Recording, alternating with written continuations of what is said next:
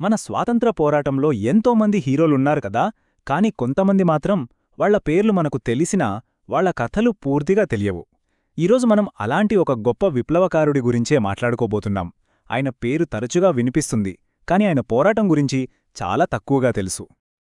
ఆ రోజు ఆ జైల్లో గాలి కూడా చాలా బరువుగా ఉంది.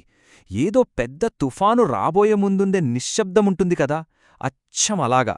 యావత్ దేశం గమనాన్నే మార్చేసే తుఫానది. ఆ రోజు ముగ్గురు యువకులు దేశం కోసం ఉరికొయ్యల వైపు నడిచారు. అందులో భగత్ సింగ్ పేరు మనందరికీ బాగా తెలుసు. కాని ఆయనతో పాటే ప్రాణత్యాగం చేసిన సుఖదేవ్ థాపర్ ఎవరు? అసలాయన కథేంటి? రండి తెలుసుకుందాం. అసలు ఒక మామూలు కుర్రాడు ఒక గొప్ప విప్లవకారుడిగా ఎలా మారాడు? ఆయనలో ఆ స్ఫూర్తిని రగిలించిన సంఘటనలేంటి? ఒకసారి వెనక్కి వెళ్ళి చూద్దాం.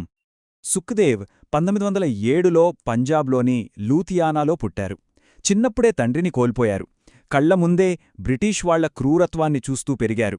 ఇక కాలేజీ రోజుల్లో లాహోర్లోని నేషనల్ కాలేజీలో భగత్ సింగ్తో పరిచయం. అదొక చారిత్రాత్మక ఘట్టం. అక్కడినుంచి వాళ్ళిద్దరి స్నేహం మొదలైంది. 1926లో కలిసికట్టుగా నౌజవాన్ భారత్ సభను స్థాపించారు. అప్పటి యువతను ఏకం చేయడానికి, వాళ్లలో స్ఫూర్తి నింపడానికి అన్నమాట. చాలామంది సుఖ్దేవ్ని భగత్ సింగ్ స్నేహితుడిగా మాత్రమే చూస్తారు.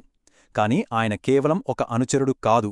ఆయన ఆ విప్లవానికే ఒక ఆర్కిటెక్ట్, అంటే ఉద్యమం వెనుకున్న అసలైన బ్రెయిన్. అదే హిందుస్థాన్ సోషలిస్ట్ రిపబ్లికన్ అసోసియేషన్, షార్ట్గా చెప్పాలంటే HSRA. వీళ్ల లక్ష్యమొక్కటే, ఆయుధాలతో పోరాడి బ్రిటిష్ వాళ్ళని దేశం నుంచి తరిమికొట్టాలి. మరి ఈ HSRAకి సుఖ్దేవ్ ఒక రకంగా చెప్పాలంటే మెదడు లాంటివారు. HSRAలో సుఖ్దేవ్ పాత్ర చాలా పెద్దది. ఆయన చాలా తెలివైనవాడు. ఆర్గనైజేషన్ స్కిల్స్ అద్భుతం. నిరసనలు ఎలా ప్లాన్ చేయాలి, విప్లవ సాహిత్యాన్ని ప్రజల్లోకి ఎలా తీసుకెళ్లాలి, కొత్తవాళ్లను ఉద్యమంలోకి ఎలా చేర్చుకోవాలి, ఇలా అన్ని కీలకమైన పనులు ఆయనే చూసుకునేవారు. అందుకే ఆయన్ని HSRAకి వెన్నెముక అని పిలిచేవారు. నిజమే కదా? ఆ మాట చాలు ఆయన ప్రాముఖ్యత ఏంటో అర్థం చేసుకోటానికి. ఆయన ప్లానింగ్ లేకపోతే బహుశా HSRA చేపట్టిన చాలా ఆపరేషన్లు సక్సెస్ అయ్యేవే కాదేమో. అయితే విప్లవకారుల జీవితాల్లో అరెస్టులు, విచారణలు తప్పవు కదా? సుఖ్దేవ్ జీవితంలో కూడా ఆ సమయం వచ్చింది. అదే ఆయన ధైర్యానికి, సంకల్పానికి అసలైన పరీక్షగా నిలిచింది. మీకు లాలా లజపత్ రాయ్ గురించి తెలిసే ఉంటుంది. ఆయన మరణం దేశవ్యాప్తంగా పెద్ద సంచలనం సృష్టించింది. దానికి ప్రతీకారం తీర్చుకోవాలని నిర్ణయించుకున్నారు. ఆయన్ని చంపిన బ్రిటిష్ అధికారి శాండర్స్ని హతమార్చాలని ప్లాన్ చేశారు. ఆ ప్లానింగ్లో సుఖ్దేవ్ పాత్ర చాలా ముఖ్యం. ఇదే తర్వాత లాహోర్ కుట్ర కేసుగా ఫేమస్ అయ్యింది. 1929లో ఆయన్ని అరెస్ట్ చేశారు. ఆ తర్వాత ఊహించలేనంత టార్చర్ పెట్టారు బ్రిటిష్ పోలీసులు. అయినా సరే లాహోర్ కుట్ర కేసు విచారణలో ఆయన ఒక్క మాట కూడా చెప్పలేదు. తన సహచరుల పేర్లు బయటపెట్టలేదు. తన ఆశయాన్ని వదులుకోలేదు. చివరి వరకు ధైర్యంగా నిలబడ్డారు. ఆయన్ని ఉరితీసే సమయానికి సుఖ్దేవ్ థాపర్ వయసు ఎంత అనుకుంటున్నారు? కేవలం 23 ఏళ్లు.